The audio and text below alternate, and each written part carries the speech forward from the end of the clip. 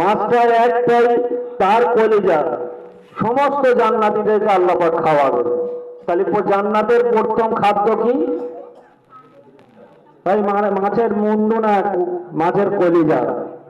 দ্বিতীয় নম্বর প্রশ্ন, আল্লাহ রাসূল বললেন যে একজন পুরুষ আর নারী তাদের যখন বিবাহ হয়, তাদের আওলাদ হয়, আর ওই আওলাদটা কোন আওলাদটা তার মায়ের মতন হয়, কোনটা তার বাপের মতন হয়। তার কারণটা হলো আল্লাহ রাসূল সাল্লাল্লাহু আলাইহি ওয়াসাল্লাম বললেন তাদের মিলনের ফলে প্রথম যে নুতফাটা পড়ে সেই আওলাদটা সেই তার মতন হয়। কোন মিলনেতে মেয়ে ছেলে নুতফাটা আগে পড়ে তখন সেই বাচ্চাটা তার মায়ের মতন হয়, আর যখন তার পুরুষের নুতফাটা আগে পড়ে সে তখন তার বাপের মতন হয়। 3 নম্বর প্রশ্ন করা হলো যে কখন মানুষ বুঝবে যে হ্যাঁ সত্যিকারে এটা হলো জান্নাত জাহান্নাম কিয়ামত।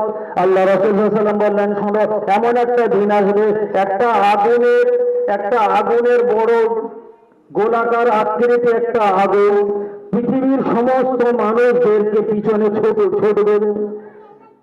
এই আগুনের বৃত্ত পৃথিবীর প্রত্যেক মানুষের পিছনে ছুটবে, আর মানুষ সেই আগুন থেকে বাঁচার জন্য সব একদিকে জড়ো হবে। আর ওই দিন মানুষ বিশ্বাস করবে যে সত্যিকারের কিয়ামত কাছে এসে গেছেন।